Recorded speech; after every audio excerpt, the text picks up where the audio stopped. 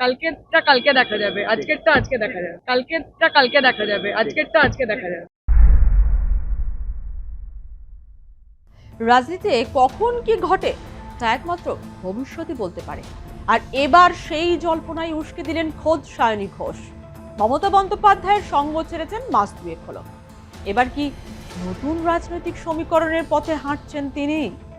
শুক্রবার কলকাতা বিমানবন্দরে পা রেখেই সাংবাদিকদের মুখোমুখি হয়ে সায়নী ঘোষ যা বললেন তা নিয়ে এখন তোলপাড় রাজ্য রাজনীতি। ভিডিওটি শেষ পর্যন্ত দেখুন, সবটা পরিষ্কার হবে।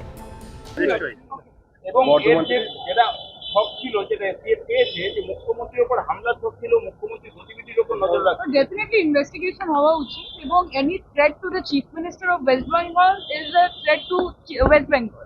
মানে আমাদের মাননীয় মুখ্যমন্ত্রীর উপরে যদি কোনো থ্রেট থাকে তাহলে সেটা পশ্চিমবঙ্গের উপরেও থ্রেট। আমি চাইবো যে থারো ইনভেস্টিগেশন হোক। অ্যারেস্ট হয়ে গেছে আপনারা বলছেন, এটার সাথে যদি আরো কোনো ডিপ লিঙ্ক থাকে সেটাও যেন দেখা হয়।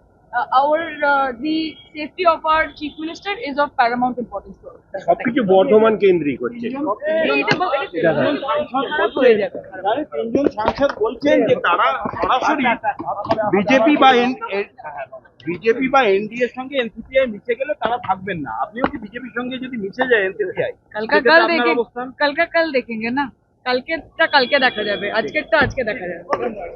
আপনার পুজো পৌঁছে যাক বিশ্বের দরবারে। প্রতি বছরের মতো এবারও আর+ নিউজ নিয়ে এলো শারদাঞ্জলির সেরা সম্মান 2026।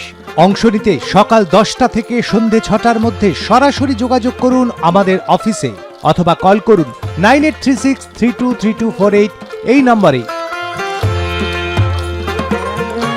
শারদাঞ্জলি শুধুমাত্র আর+ নিউজে। সায়নীদের এনসিপিআই এখন এনডিএ শিবিরে। সংসদের সেই শিবিরের থেকে কিছুটা পৃথকভাবে বসতে দেখা যাচ্ছে সায়নী ঘোষদের। কালীঘাটপন্থী তৃণমূল সাংসদদের সঙ্গে হালকা টিটকারি টিপ্পণীতে থেমে নেই, তবে সবই শালীনতার মধ্যে থেকেই। শুক্রবার কলকাতা বিমানবন্দরে ফেরেন সায়নী ঘোষ। স্বাভাবিকভাবেই তাকে ঘিরে ধরেন সাংবাদিকেরা। প্রশ্ন করা হয়, এনসিপিআই এর ভবিষ্যৎ কি? এই বিস্ফোরক প্রশ্নের মুখে পড়েও মেজাজ বজায় রাখেন সায়নী। তবে তার মুখ থেকে কোনো স্পষ্ট অস্বীকার বা স্বীকারোক্তি শোনা যায়নি, বরং তিনি অত্যন্ত রহস্যময় সুরে বলেন, আগামীকে কে দেখেছে? কাল কো কাল দেখা যায়গা। এই এক লাইনই যেন গোটা রাজ্য রাজনীতিতে রহস্যের বরফ আরো জমে গেছে। हम अपने क्षेत्र की जो बातें हैं, चाहे वो क्वेश्चन आवर हो या 0 आवर, हम उठा नहीं पाते। तो ये बहुत ही दुखद बात है। लोगों की हमसे बहुत सारी अपेक्षाएं हैं हमारे क्षेत्र को लेकर हम बात कर सके। मेरी सिर्फ एक ही रिक्वेस्ट रहेगी कि सदन को चलने दीजिए। बाहर जो करना है कीजिए, लेकिन सदन के अंदर अगर ये ट्रेजरी बेंच का भी काम है कि सदन चलाए, ये विपक्ष का भी काम है कि सदन चलाए। একজন জয়সী মোহাম্মদের জঙ্গি অ্যারেস্ট হয়েছে, এবং যেটা এফটিএফ বলছে মুখ্যমন্ত্রীর উপর হামলার ছক ছিল। বর্ধমান থেকে জয়সী মোহাম্মদের একজন জঙ্গি অ্যারেস্ট হয়েছে, এবং যেটা শখ ছিল, যেটা এফটিএফ পেয়েছে যে মুখ্যমন্ত্রীর উপর হামলার ছক ছিল, মুখ্যমন্ত্রী গতিবিধির উপর নজর রাখা। ডেফিনেটলি ইনভেস্টিগেশন হওয়া উচিত, এবং any threat to the chief minister of West Bengal is a threat to West Bengal. মানে আমাদের মাননীয় মুখ্যমন্ত্রীর উপরে যদি কোনো থ্রেট থাকে তাহলে সেটা পশ্চিমবঙ্গের উপরেও থ্রেট। আমি চাইবো যে থারো ইনভেস্টিগেশন হোক। অ্যারেস্ট হয়ে গেছে আপনারা বলছেন, এটার সাথে যদি আরো কোনো ডিপ লিঙ্ক থাকে সেটাও যেন দেখা হয়। The safety of our chief minister is of paramount importance to us. সবকিছু বর্ধমান কেন্দ্রিক হচ্ছে। তিনজন সাংসদ বলছেন যে তারা সরাসরি বিজেপি বা এনডিএর সঙ্গে এনসিপিআই মিশে গেলে তারা থাকবেন না। আপনিও কি বিজেপির সঙ্গে যদি মিশে যায় এনসিপিআই? কাল देखेंगे না। কালকে দেখা যাবে, আজকেরটা আজকে দেখা যাবে। কি রে, তোর বেশ র্যাশ হয়েছে দেখছি। হ্যাঁ রে, কি করবো বলতো, র্যাশগুলো কিছুতেই কমছে না। অনেক কিছু ইউজ করলাম তবুও কমছে না। তুই এম্বার গৌরীদেবী হসপিটালসে দেখাতে পারিস, ওখানে ভালো এক্সপিরিয়েন্স ডার্মাটোলজিস্ট আছে। গৌরী দেবী হসপিটাল, রাজবাঁধ, দুর্গাপুর। যোগাযোগ 8001003333, 8001113333। প্রশ্ন হলো, সায়নী ঘোষের এই মন্তব্যের আসল অর্থ কি?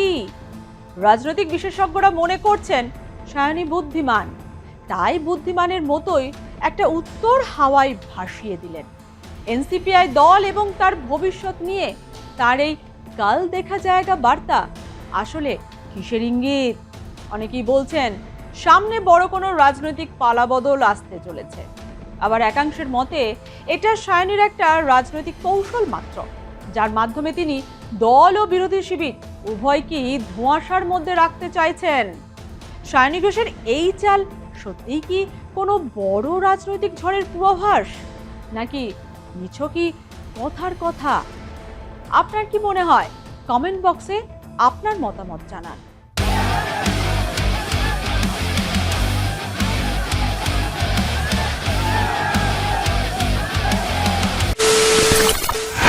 খবরের নামে প্রতিদিন সন্ধে আপনার ড্রয়িং রুমে কি শুধুই চিৎকার চেঁচামেচি খেয়ে আসে? বিতর্কের নামে চলে গালাগালি আর কাদা ছোড়াছুড়ি। এবার সময় পরিবর্তনের,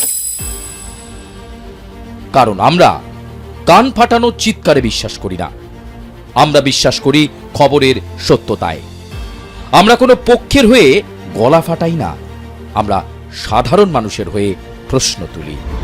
চিৎকার নয়, শুধু খবর হবে যেখানে বিতর্ক আছে কিন্তু কুৎসিত ঝগড়া নেই।